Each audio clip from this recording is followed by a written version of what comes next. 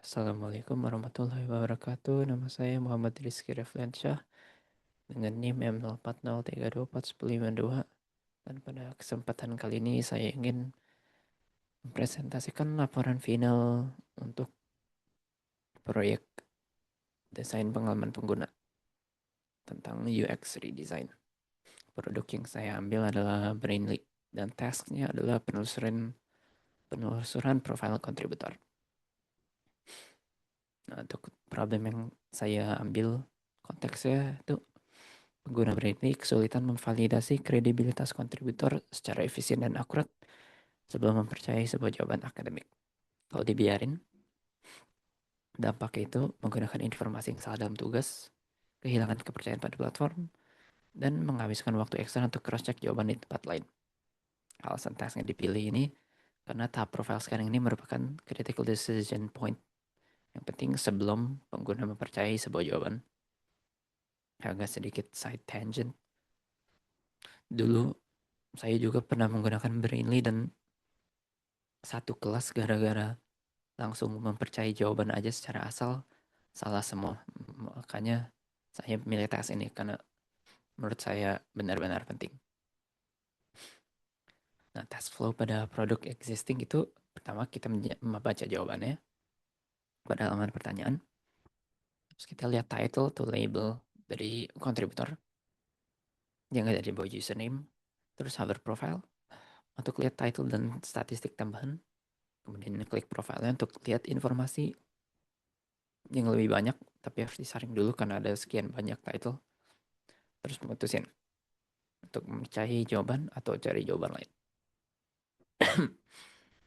Titik kritisnya, keputusan kepercayaan sering hanya bertumpu pada satu indikator, misalnya title genius, tanpa mempertimbangkan indikator lain yang tersebar di berbagai bagian profil. Nah, misal, ini ada sebuah pertanyaan, tapi dan ada dua jawaban. Jawaban berbeda.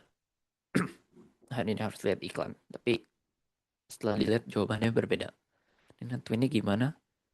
Pertama bisa lihat jawabannya, slide title to label, nyepakar, ini ambisius, ambigu maksudnya gimana. Terus hover profile untuk lihat metrik lebih banyak. Nah, ini jawaban sekian, tercerdas sekian, makasih sekian. Ini lebih dikit. Tapi gimana kalau situasinya kurang lebih statistiknya sama? Itu menjadi poin penting. Kan klik profile, lihat dari sekian banyak title, terus lihat tercerdas dalam ini yang penting. Matematika tercerdasnya paling banyak sering jawab. Ini pertanyaan matematika. Jadi ini informasi penting. Harus scroll ke bawah dulu.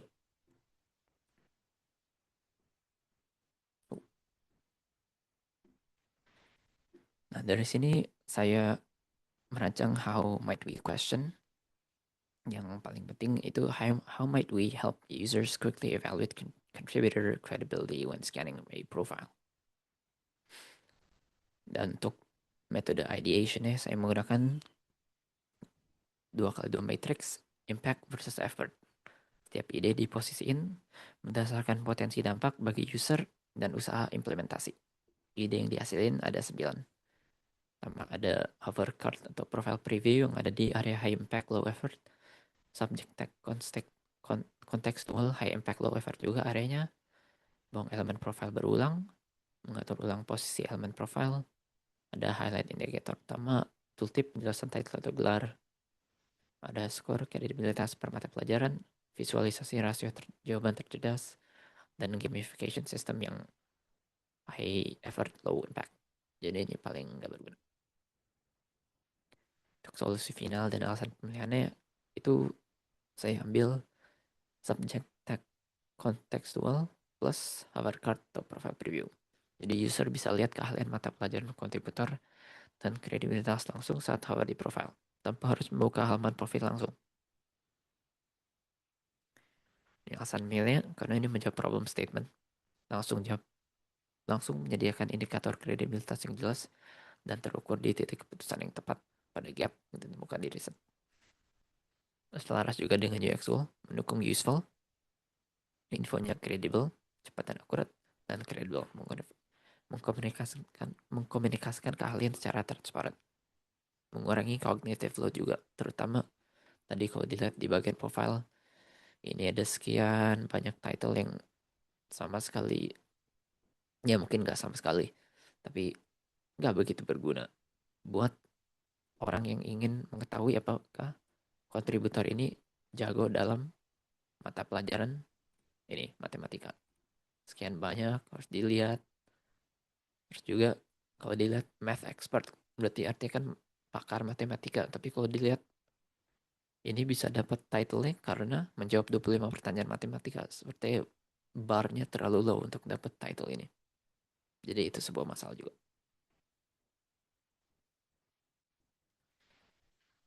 Oh, value dan test flow solusi baru. Jadi kita membaca jawaban, melihat title to label yang sebelumnya bersifat umum title-nya sekarang diubah jadi kontekstual berdasarkan mata pelajaran dari soal. Terus yang ketiga, hover pada profile. Hover card yang baru ini menunjukkan penjelasan dari title yang terlihat, terus nunjukin statistik jawaban dari mata pelajaran kontributor seperti rata-rata penilaian bintang dan rasio jawaban tercerdas dengan total jawaban. Terus memutuskan percaya atau bandingkan. Jadi dibandingin task flow sebelum yang ada 5 tahap, sekarang jadi 4. Yang klik profile hilang karena data informasi yang penting ada di hover card semuanya. Value bagi penggunanya itu task menilai kredibilitas ini menjadi lebih ringan. Informasi kunci bisa langsung terlihat pada titik keputusan sehingga user nggak perlu membuka halaman profil penuh dan membandingkan banyak indikator secara manual. Juga langsung hubung ke pain point persona, yaitu indikator kredibilitas tadi tersebar di beberapa bagian profil, harus scroll atas bawah, terus butuh waktu untuk membandingin kontributor. Untuk rencana evaluasi, usability testingnya tujuannya adalah apakah pengguna dapat menilai kredibilitas kontributor dengan desain baru secara efektif, dan apakah pengguna memahami arti indikator reputasi baru yang ditampilkan. Metodenya itu moderated usability testing yang memungkinkan pengumpulan data perilaku dan alasan dibalik keputusan secara langsung. Metrik keberhasilannya confidence rating dan single use question. Partisipannya ada 3 peserta yang menggunakan Braille untuk belajar atau mengerjakan tugas. Senarionya lokasi in person di kampus IPB, sifat pengujian moderated, timeline akhir Mei sebelum UAS, walaupun akhir ini udah lewat, jauh lewat UAS. Alat dan material, laptop, hi-fi prototype, dan post test questionnaire. Sebelumnya lihat dulu hasil hi-fi-nya.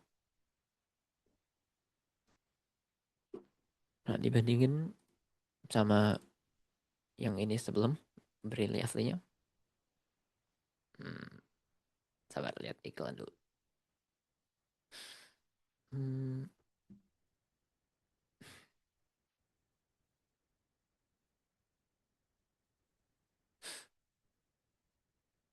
hmm, oke.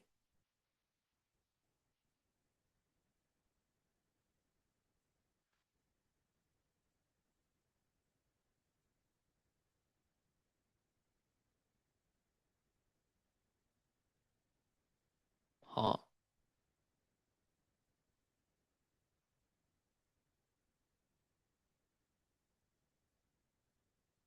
ah, nah skip. Nah, sebelumnya kalau lihat jawaban dan lihat ini segala macam, klik profile. Banyak title, cognitive load-nya tinggi. Kalau di read design,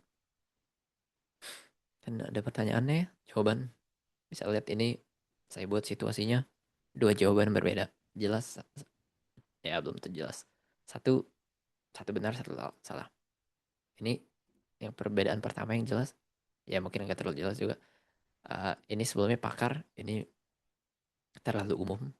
Saya ubah jadi apa kontekstual berdasarkan mata pelajaran pertanyaannya. Ini tentang matematika, jadi tagnya berdasarkan mata pelajaran. Oh ini ahli matematika kontributor pertama, kontributor kedua hanya terampil matematika. Terus oh ini bingung maksudnya gimana, artinya apa, hover. Nah kelihatan ahli matematika kontributor mendapatkan rencana ini karena menjawab 5.000 pertanyaan matematika. Terus di bawah yang lebih penting lagi ada statistik atau metrik yang penting terkait mata pelajaran tersebut. Bisa lihat rata-rata penilaian bintangnya 4,67. Terus berapa apa berapa jawaban yang dinilai sebagai tercerdas dibandingkan dengan total jawabannya. Jadi 1445 dianggap tercerdas dibandingkan dengan total jawabannya, yang kontributor ini telah memberi sekitar 12.900 jawaban. Dibandingin ini ratingnya 4,12 dan jawabannya yang dia pernah beri itu 367, total tercerdasnya 15. Jadi dari metrik ini udah kelihatan yang mana yang lebih bagus. Jadi untuk menilai sekilas bisa langsung menentukan, oh yang ini yang bisa lebih dipercaya.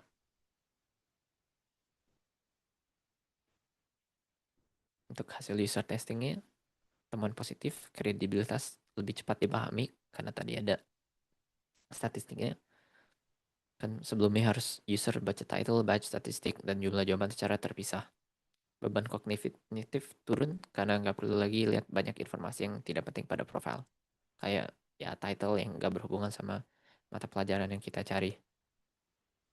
Temu negatifnya, pengguna lama ada yang masih cari title genius sebagai indikator utama kredibilitas karena emang udah terbiasa gunain indikator tersebut. Walaupun udah saya ubah jadi yang kontekstual subject tag ya. Untuk hasil metrik dari setiap partisipan, untuk confidence rating, partisipan pertama menilai 4 dari 5, partisipan 2 4 dari 5, partisipan 3 5 dari 5. Untuk single use question, partisipan 1 4 per 5. Ini yang menilai single use lebih rendah dari yang lain karena pertamanya mencari yang title genius. Partisipan 2 5 dari 5, partisipan 3 5 dari 5. Untuk rata-ratanya masing-masing 4,33. Klasifikasi temuan, usability isunya itu learnability, yang temuan tadi penggunaan lama sempat mencari title genius karena udah terbiasa jadiin title genius ini sebagai indikator utama kredibilitas. Sepertinya ya minor aja biasa. Untuk findability nggak ada masalah karena informasinya udah langsung tersedia di hover card. Jadi sepertinya nggak ada.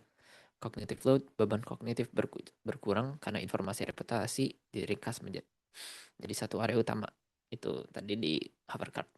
Keterkaitan dengan UX goals, useful dan credible, tercermin dari hasil confidence rating dan SUQ yang cukup tinggi.